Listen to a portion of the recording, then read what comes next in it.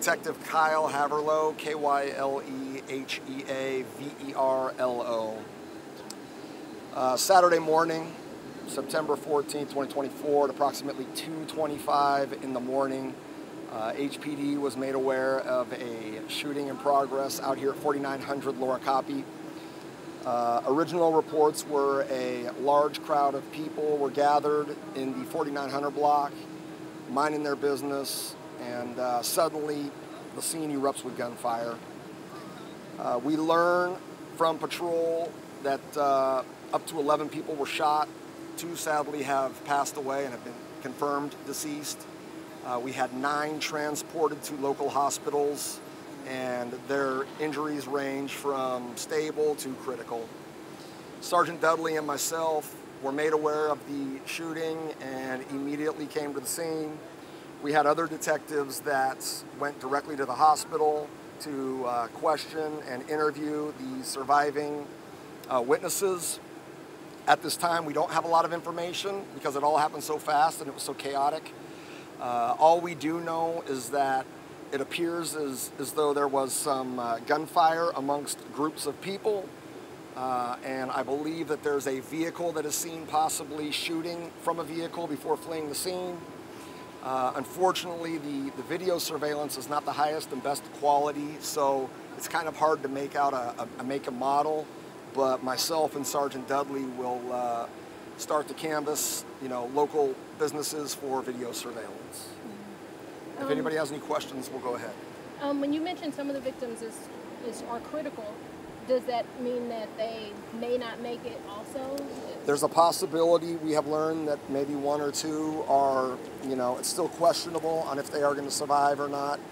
Unfortunately, because this was such a large scene, Sergeant Dudley and I have not been able to speak with any of them directly. It is everything we're learning from the detectives that went and spoke to them and what they learned at the hospital. Any idea about a motive yet, or is it still really early? We don't know. As of right now, I hate to say random, but we don't know if there's a motive and what the motive may be. Do you know the names of the victims? We do have the names of the victims, but obviously we want to notify family first. And so we're going to keep that under wraps. The victims that are here, we're not going to release them out of respect for the family. But the 2 here that have passed away, their families have been notified. But there's a lot going on, and obviously they're going through a lot right now. And so we don't want that all over the media out of respect for them. It appears as though they're 2 males. One is going to be, I think, 23.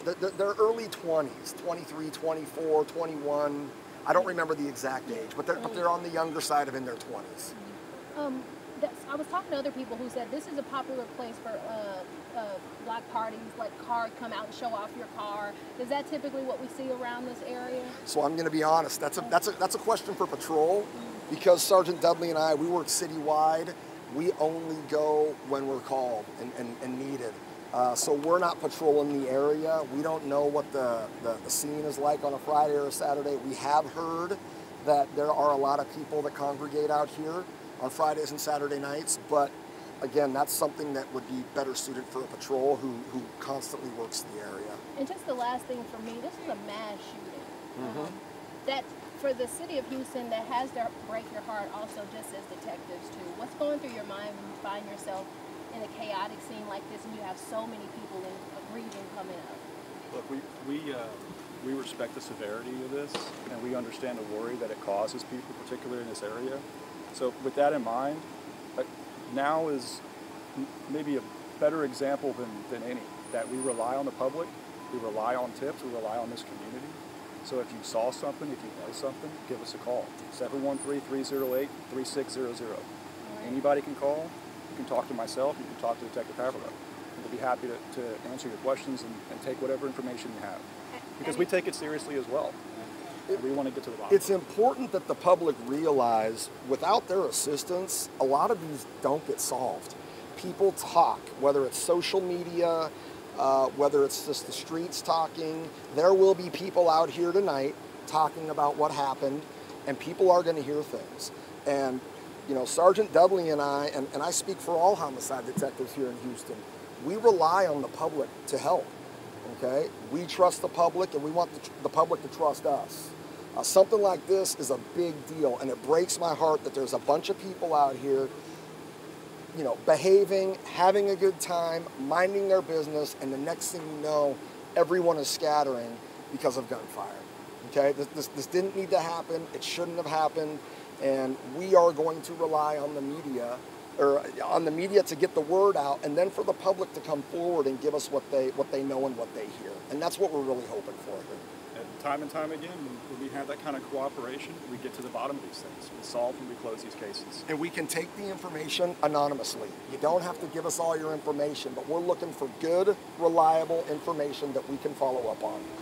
Any description of the suspects, or is there any threat to the public? The video's so grainy, it's hard to make out. But do I think it's just somebody driving around and shooting up groups of people? I don't know. Do I think that the public in general needs to be worried? No, because people here were just minding their business. So it's too early to tell if it's a personal thing, if it's a retaliation thing, what the motive is. But again, we rely on the public, and we need people to come forward, you know, because they're going to hear and see things on social media and through the streets. So if you took some cell phone footage, and you know, you always got your phone out, you might have been rolling when it happened. If someone saw people shooting, if someone saw shooting coming from a vehicle, like, we need to know that, okay? And they can call and report it anonymously. Last question, do you know if it was multiple shooters or just one? It appears as though there's multiple shooters just based on the shell casings on scene. How many shooters, we won't know until our CSIs sort it and get all of that information logged back at their office. Thank you guys so much.